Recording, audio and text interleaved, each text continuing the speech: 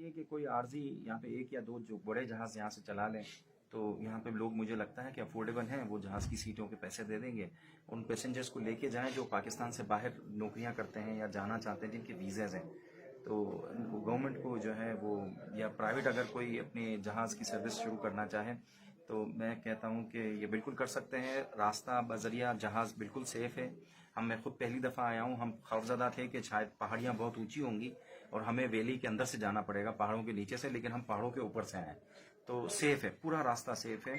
और हम 8,500 फुट की बुलंदी पे आए, अगर वो 12-14 हज़ार फुट की बुलंदी पे आएंगे कोई मसला नहीं। लाखों लोग हालिया बहरान में मुबतला है, तो इस पर काबू पाने के लिए ईदी के साथ, इदारे के साथ जो दूसरे डोनर्स हैं वो हेल्प कर रहे हैं या कोई खुसूसी मुहिम चलाने का इरादा है? जी, हम अपनी सर्विसेज भी दे रहे हैं। बहुत सारे लोगों ने हमें दवाइयाँ और चीज़ें दी हैं लोगों तक पहुँचाने के लिए, खासकर लाइफ सेविंग जो मेडिसिन हैं वो हमें दी हैं। और जिस जो गवर्नमेंट है KPK की, उन्होंने भी मुझे अच्छी खासी दवाइयाँ दी हैं जो कि यहाँ के डिस्ट्रिक्ट हेडक्वार्टर हॉस्पिटल्स को हमें पहुँचानी है। यहाँ के मेडिकल स्टोर्स को भी मैंने देखा, वो भी खाली पड़े हैं, उनके पास भी कोई मेडिसिन नहीं है। और तकरीबन 2.5 महीने से लोग कह रहे हैं कि कोई सप्लाईज नहीं आई है।